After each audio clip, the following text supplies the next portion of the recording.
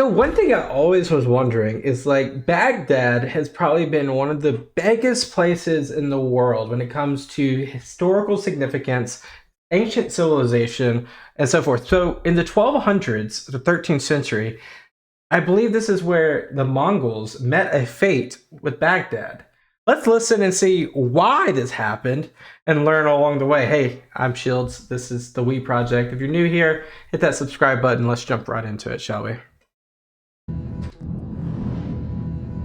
The Golden Age of Islam. Beginning in the 8th century, it was an era of Islamic prosperity, blooming knowledge, and a newfound focus on the lands of the Middle East. Throughout this time, it was the city of Baghdad that would be birthed as the focal point of the Golden Age and of globally recognized learning and progress. And wasn't there a house of Baghdad as well? Like synonymous, not synonymous, but parallel almost to like the Library of Alexandria in terms of learnings and cohesiveness of things going on contemporarily in that time. Baghdad became a city of 1 million people. Countless libraries packed full of manuscripts and books that were just aching to be studied by scholars from around the world who flocked to the Muslim capital. One of the most desired attractions to see once these foreigners arrived would be the Bait al-Hikmah, or the House of Wisdom. It was the largest library. Was that the House of Baghdad I'm talking about? Library in the entire city, and served as a remarkable influence for the contemporary advances in artistry, literature, astronomy, medicine, and more. With Baghdad's rulers, the Abbasid Caliphate, subsidizing scholars, scientists, and so forth who wished to come to the city for studies, it seems that there was nowhere to go but forward. The Golden Age of Islam was truly a sight to behold. But tragically, as some say, all good things must come to an end. In Baghdad's final years of glory, it was the Abbasid Caliphate that called the city its capital. The Abbasids were the third Islamic caliphate to rule the Middle East since the life of the Prophet Muhammad, after overpowering the Umayyad Caliphate. All right, we're pausing just to kind of learn here, because I'm not too familiar. You had the Rashidun Caliphate in 632 to 661, the Umayyad Caliphate 661 to 750. So this is sequential. And then you have the 500-year Caliphate, the Abbasids. That's twice as long as the U.S. has been around. The U.S. has been around 249 years this year. Next year will be 250. This is twice that. It's crazy, bro. In the mid-8th century. Their name derived from an uncle of the Prophet named Abbas, and the empire would rapidly grow to reach from Arabia to the Levant and Syria, North Africa, of course, Iraq, and even farther. The Abbasids were a formidable force to be reckoned with, but when the Mongols came knocking, they would be put to an unexpected test. The Mongols were very different from the Abbasids. Unlike their counterparts, the Mongols were nomadic, pastoral people. They scarcely settled down anywhere, and as a result, instead came into frequent conflict with more settled societies such as the Abbasid Caliphate. In these clashes, the Mongols were known for a particularly unique and rather brutal battle strategy, having been so pesky as to inspire the construction of the Great Wall of China. The Mongols were synonymous with many terror tactics, and if anyone ever heard... By the way, the Great Wall of China, wasn't that built prior for the Turks? Help me out there. Why was the Great Wall of China built primarily? Clashing pots and pans or aggressive rattling of bells, it could quickly be assumed that they were about to become the next Mongol victim. Though they usually would offer an option of surrender to local rulers before launching an attack, if this offer was declined, mass destruction and bloodbaths were what generally followed. And while the Mongols weren't settlers, they still liked to conquer land and provide their roaming peoples with more space. Thus, when a man by the name of Temujin united the Mongols and took the name Genghis Khan, a chain reaction occurred that would end on the charred soil of Baghdad. It's just crazy though. It's because like to wrap your head around how much distance these people have just traveled. Sure, they're on horseback, but they're not in like Mercedes going down the freaking terrain. They're on horseback. The months that it took for them to go from where they're at to where Baghdad is, the scheme, the strategy, the ability to monitor these lands. You know, people in Mongolia today are still nomadic there because of how the rain hits this part of the steppe into Asia. So it's just crazy to imagine that this territory might be not all what they currently monitor in Rome. Like the Mongol Empire is nothing like the Roman Empire in terms of like how they had cities and posts and legions and whatnot. It's just a wild part of history here. When the grandson of Genghis Khan, Hulagu, rose to power, the Mongol Empire really began to expand. Hulagu Khan spread his authority through Syria and was working to secure his grip on the lands of the Ilkhanate of Persia. This initially brought the Mongols into direct conflict with a Shiite group known as the Assassins, which in time, Hulagu managed to vanquish. His next obstacle, that's a crazy name for a group, now was the Abbasid Caliphate in Baghdad. Over the years and caliphs, the Abbasids had sadly begun to weaken both politically and militarily. They had become no strangers of paying tribute to the Mongols themselves, but the current caliph, Al-Mustasim, wasn't too concerned about what that might foreshadow. Still, the caliph had already heard rumors of Hulagu's goals and focus, but Al-Mustasim could not be convinced of the real threat that approached, in part due to the advice of his Grand Vizier. What's a Grand Vizier? Is that like an Attorney General?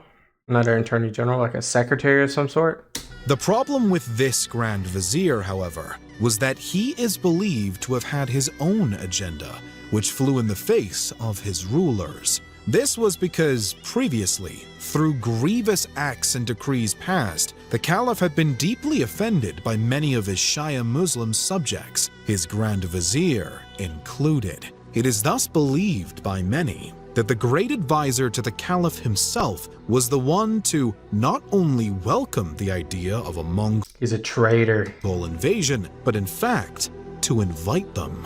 Whether this was the case or not is still up for debate. But what is known for certain is that the Caliph, for one reason or another, wildly underestimated the will and might of the daring Mongols. Al-Mustasim's first clue that his counterpart Hulagu was serious should have been when he sent the Caliph a letter demanding his and the city of Baghdad's surrender. Shockingly, it is said that Caliph Al-Mustasim replied. And by the way, what does surrender mean? Do you guys know, like, what does that mean under the Mongol terms? Does that just mean, like, I am your king? You will now pay taxes to the Mongol Empire versus your own sovereign government?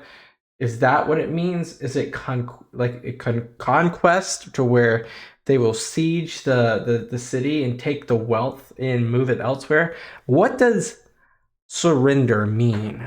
With an ultimatum, go back to where you came from or besiege this city. The problem was that the Caliph believed that the whole of the Muslim world would undoubtedly come together to defend Baghdad if the Mongols ever so dared to attack the Abbasid capital. This, he would soon learn, was not true.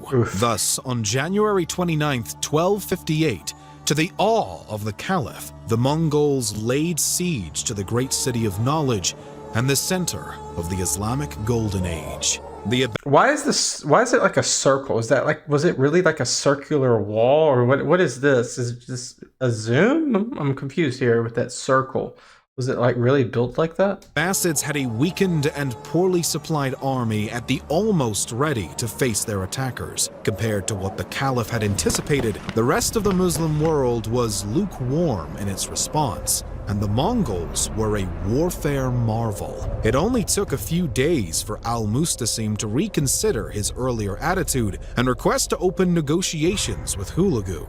The Mongol Khan denied the Caliph's pleas. When the Mongols offered a peaceful surrender, it was only a one-time offer, and that one time had already passed. The siege carried on. On February 10th, 1258, Caliph al-Mustasim unconditionally surrendered. The Mongols accepted, and for the next 3 days, nothing happened. The anticipation of the citizens of Baghdad grew with each hour, but their anxiety would be nothing compared to the horrors that awaited them. On February 13th, Hulagu and his men entered Baghdad. The Mongols gave one warning on their way into the city, and it was given only to the Nestorian Christians, whom Hulagu gave this message: lock yourselves in your church and do not come out. It was his promise, likely because his own mother and favorite wife were Nestorian Christians, that if they obeyed, his men would not harm them. Wow. For the rest of Baghdad, however, there was no such mercy. A week of pillage and bloodshed followed. Not even the nobles of the city were spared. Roughly 3,000, to be precise, were executed. As for the Caliph, a couple of theories can be found as to what fate befell him. According to one story, al-Mustasim was imprisoned in a room of his own gold and treasures, and if the travels of Marco Polo are to be believed, Hulagu said to the Caliph, "Eat of thy treasure as much as thou wilt, since thou art so fond of it." The old English, the Anglo-ness to this is really interesting.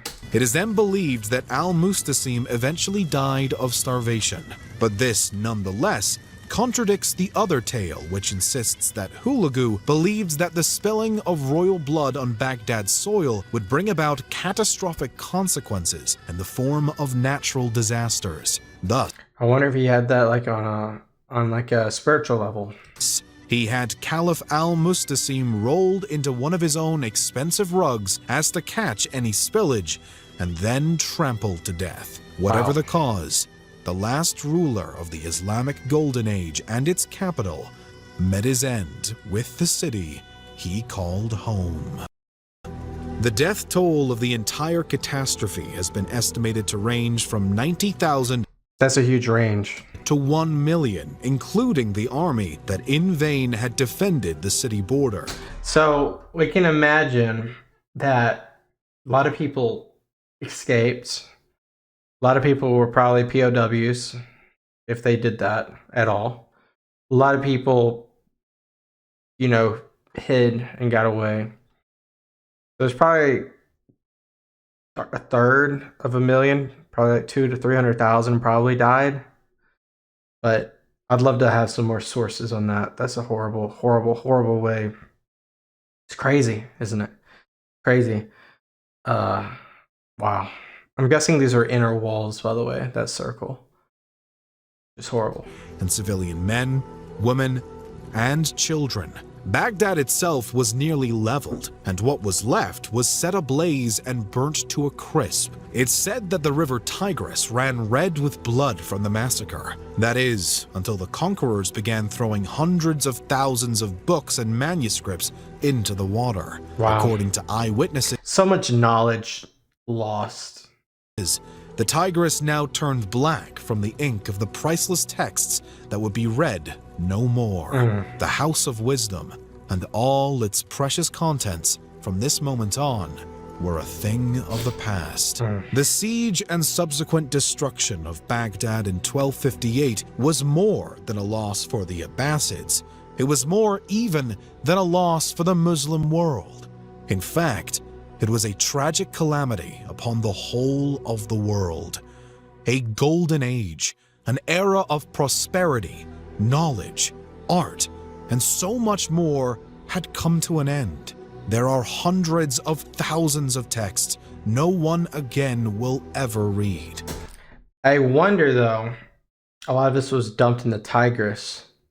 Have they done archaeological? I'm sure they have, but have they specifically done underneath the mud and the silt and the dirt and the sand of the Tigris on tributary areas where they know could anything lay be laying in a in a place where there's not a lot of oxygen to it, to where there's not a lot of decay to it. I don't know. It's just crazy, bro. That's the video. That's the video. It's just, it's sad. It's sad. It's sad reviewing events. No matter how you feel about either side. I mean, it's not a political conversation. It's a human conversation here. You had one person make a decision for 1 million people. You had one person make a decision for 1 million people. Isn't that a shame? And then you had another people's just wipe out and just like there's no communication. There is nothing there. It's just they don't see each other as equals. That's the problem. They don't see each other as humans. But yeah, that's the video, guys. Thank you guys so much for watching. Please leave a video recommendation down below. I'll see you next time. Peace out. Bye-bye.